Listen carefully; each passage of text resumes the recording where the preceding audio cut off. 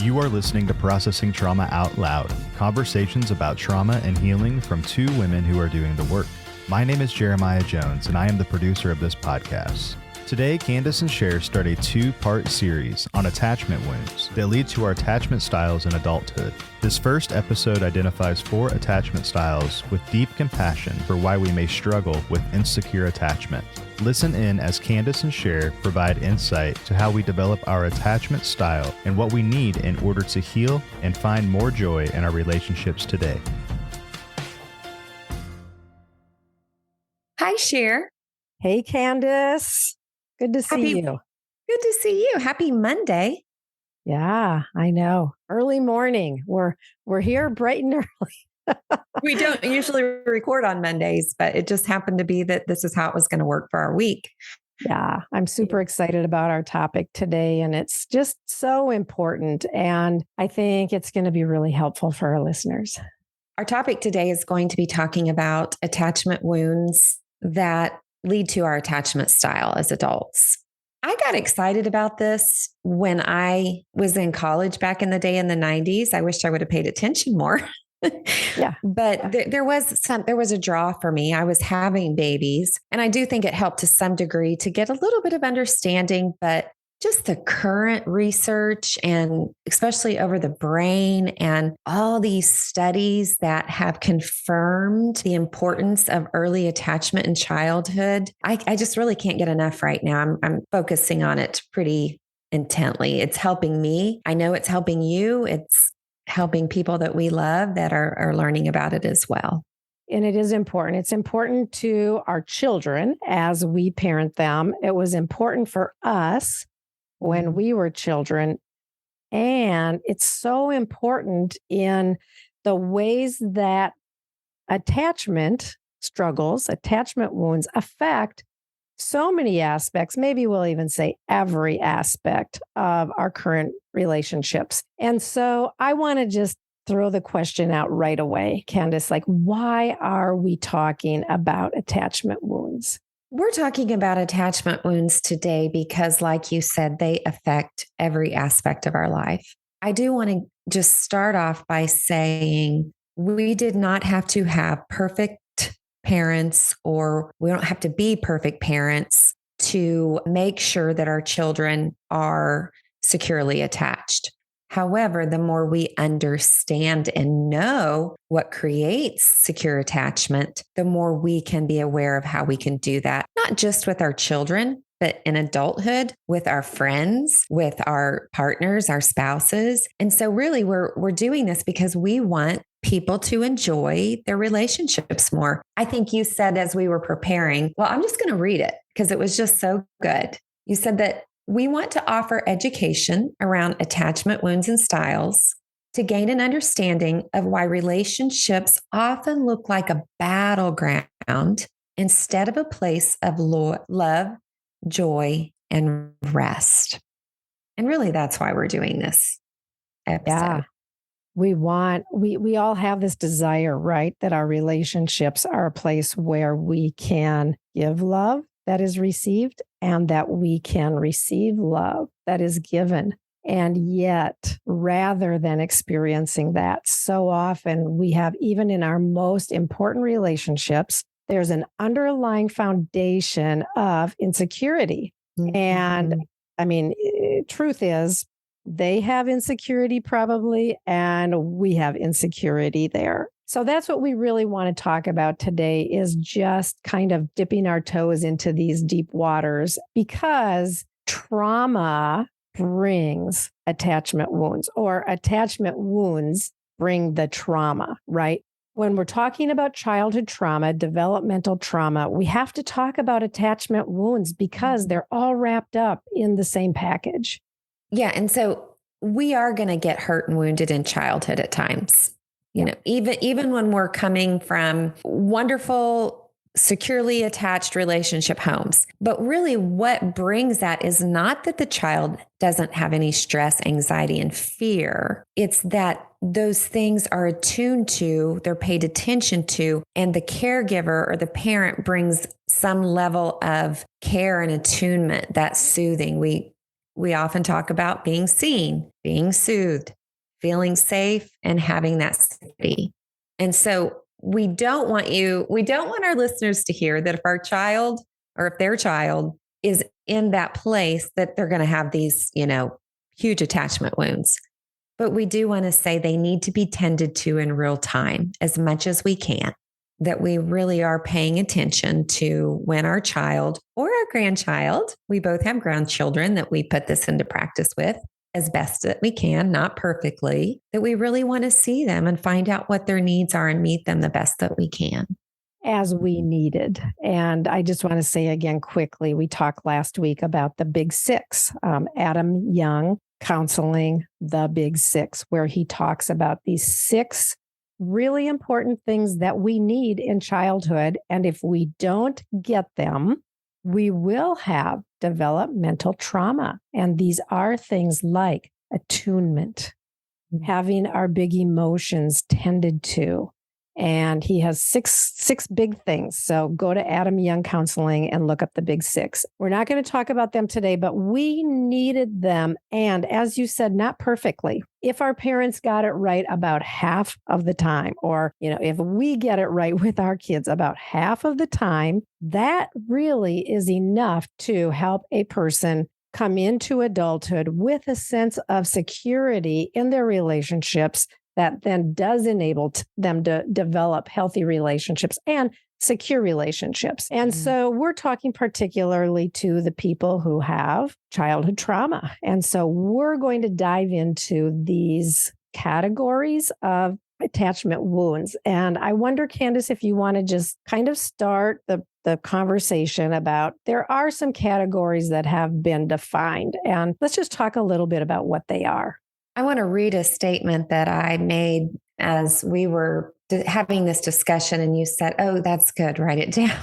Yeah. And so, because we were talking about what, we want to offer something of substance here today that will spark people's curiosity to also go learn more. I'll just go ahead and mention right from the beginning, you can learn more. There's a few of my favorite resources are Dr. Dan Siegel, and he has a website. It's just Dr. Dan, and it's SIEGEL, drdansiegel.com. He has lots of books and articles and wonderful information. You can learn more about attachment. And then one of my favorite podcasts right now is called On Attachment, and it's Stephanie Grigg, Grigg, I believe. So there's just a few places that our listeners could also go learn more.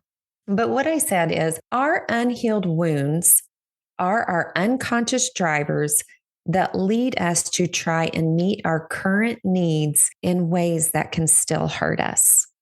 So the need's not bad, right?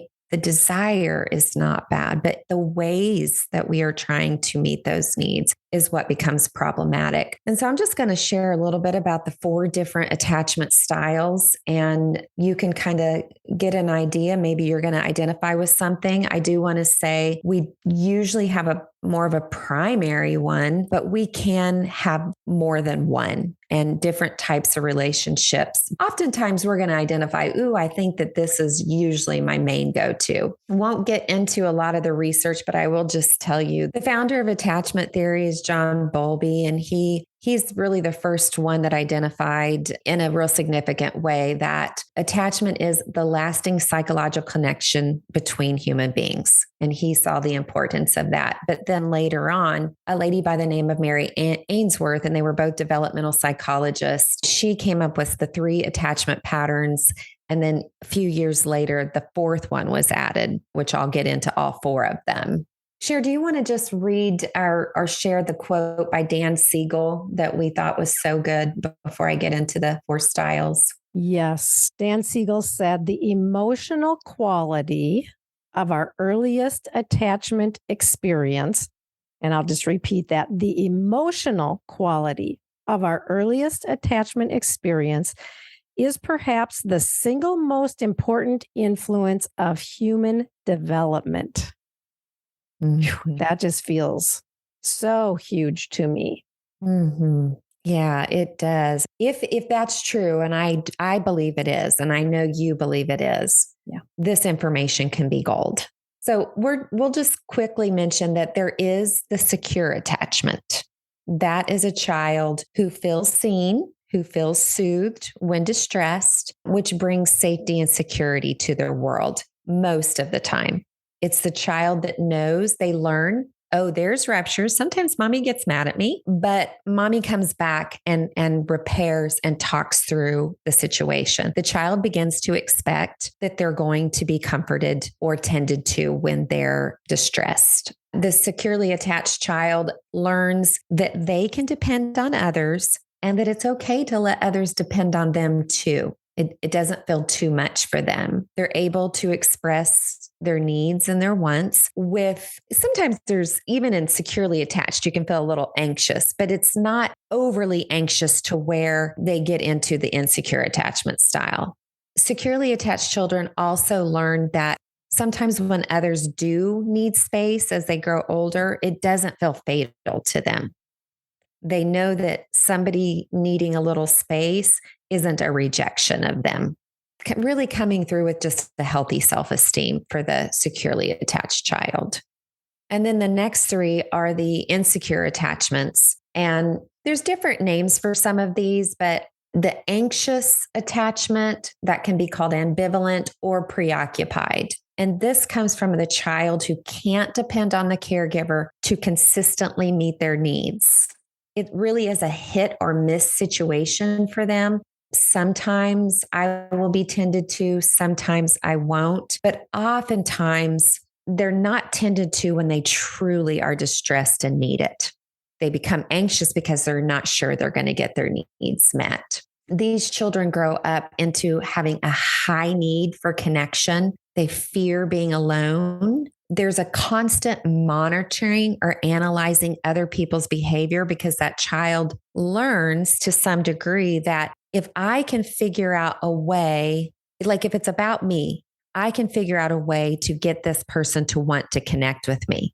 And so they study people to figure out how can I meet this person's need that will make them want to connect me. It's connect with me. It's a deeply, deeply sad place for a child to have to feel like they're the ones who have to figure out how to get someone to connect with them. And if you're an adult with this, and I can struggle with this too, it is very hard because we don't understand that we are deeply loved and worthy of care just because of who we are, not because of what we do for someone. Yeah, so good, Candace. And I'm wanting to kind of name something that, sometimes when people hear this, they can say like, so is this all about just blaming my parents for not being good enough or me not being good enough as a parent? And again, we want to really say like, no, that's not what we're doing here. But the reality is, if we have childhood trauma, we do struggle with these attachment wounds. If we can pull our heart back to, this isn't about blaming, this is about healing. And if we cannot name the wounds, if we cannot begin to identify some of the things that are going on, we cannot heal. So I wanted to say, I love what you're talking about here. I love that you're naming the hard things and just that kind of that inconsistent relationship that happens in this area of wounding, where the child is caught in a place where sometimes the care is there, sometimes it's not. They get very anxious about how to relate to the people in their lives that are meant to bring security. It's very hard to name these things. And one way that we can possibly be curious is if we think that our parents were perfect, but yet we have these stories that don't line up with us needing to feel and believe that our parents didn't do anything wrong. It usually is an indication of an insecure attachment. And I know that's hard to hear. It took me a very long time. And you too. Like we had significant stories and we couldn't even name them as trauma. Right. Until we really had other people that could help us know that we can name this as trauma and not demonize our parents. Right. I know this is not quite on our topic, but I do want to name it. We're going to come back to this soon. Loyalty. And I think we have talked about loyalty structures in the past, but to name what was true it does break a loyalty bond if there was a demand for loyalty. So it's hard. This can be a painful place to go to actually say, yes, I think that as much as I want to say my parents were great or they did the best they could, there was still some real pain here. Yeah, I think it's such a important topic and it's something that we can all still struggle with, that we really do need to go back and have another episode on that and keep the conversation going. But we'll keep moving on with, there are a few more things that I wanted to say about this anxious, preoccupied, or ambivalent attachment. And that is, relationships are their top priority. They crave relationship and they can let everything in their lives fall apart. But if they just feel connected to this one relationship, they think everything's great. And so it can kind of even get into some obsessive compulsive things to attach to a specific relationship. The next one I want to look at, it's the dismissive avoidant or the avoidant attachment style. And this is the child who was rejected repeatedly or is left alone to deal with emotional stress on their own most of the time. These children learn that they really do have to figure life out on their own. They become extremely independent. They believe that it's good for them to be self-reliant, and they want other people to be self-reliant because, after all, you can meet your own needs. The dismissive avoidant will distance themselves from people who they perceive as needy. They often appear outwardly confident, but there really is this internal fear of just having deep, connected emotional relationships. You know, the dismissive avoidant, I want to say that I've thought about this, that attachment wound can be fairly accepted in our society. There is this, I don't know, I'd like your thoughts on that, Cher, about the culture of the message of it's good to be independent. Do you have any thoughts on that? Yeah, it's really accepted unless you're married to that person. Right? Because you cannot attach. They will look secure. And so this is the dynamic that causes us to get into these relationships. For a person with insecure hunger and desire for connectedness and stability, this avoidant person is the one who looks very stable, very confident, very together. And so, wow, that's just the right person for me. But then when we get into a relationship with them, they can be very distant and they can be very removed from the needs of the relationship that would cause healthy and good and intimate connection. So yes, it's accepted in our culture and it's super painful in relationships. I'll just name, I can tend to be toward the avoidant. I was left alone a lot as a child to care for my own emotional needs. I learned to be independent and not need. It can be valued in our society and it can be problematic in relationships. Mm-hmm. I just want to say it's been such an honor and to understand each other's attachment styles, because there's times that we can slow down and like, oh, I need to go after Cher right now. I need to ask her some questions or vice versa. And in our Pearl group, just being aware, like if they're getting quiet, they may be shutting down, or it's just been, that's just an example of what this can do for your relationships. It's not only having compassion for your own wounds and how you show up, but you start to like, oh, I know them well enough to know that right now they're getting into that avoidant and I want to go after them a little bit, but not too much because then they'll run away. Yeah. Especially at first, not so much anymore. Now I'm like, come and get me. Yeah. That's great. Dismissive avoidant is definitely hard in relationship because they really can be a level of contentment without the emotional closeness. The last one that I want to just mention, and it is one that I can identify with more, but it's the fearful avoidant, or it can be called disorganized or chaotic. And this attachment wound that becomes a style desires and craves intimacy, but pushes it away at the same time. It has the ability to open up very quickly and form quick relationships, but then can equally just shut it down pretty quick. There's a lot of confusion for the fearful avoidant, lots of shame and guilt, because at some level, there's that battle of, I want to be close to you, but when you draw close to me, I hurt you and I push you away. I sabotage. And so when you've been in a pattern of that, and if you're watching on YouTube, I'll just raise my hand. I have had that pattern. And I remember when I first realized, oh my goodness, my life is starting to make sense. But Cher, and you walked with me quite a bit through this. I grieved, I mourned, I felt so much anger. And I was so sad, like wishing I would have been able to heal these things much earlier in my life because of the pain it's caused me and others.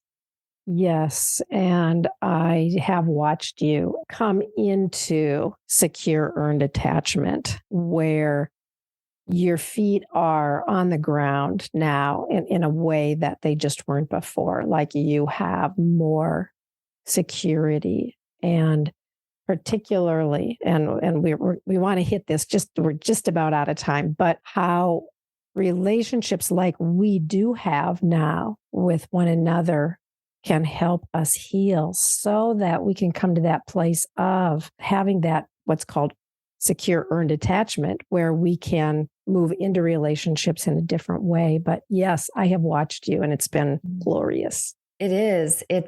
I'm experiencing it's what you said in the beginning, like these places that have been battles for me are just becoming much more quiet, much more stable. And that's not always just about the relationship. I have thankfully been able to sustain some relationships that have been meaningful, but a lot of my battle was so internal. And for the most part, I didn't feel safe enough to bring the depths of that battle to other people. Yeah. This was so good. And I do want to talk more about this.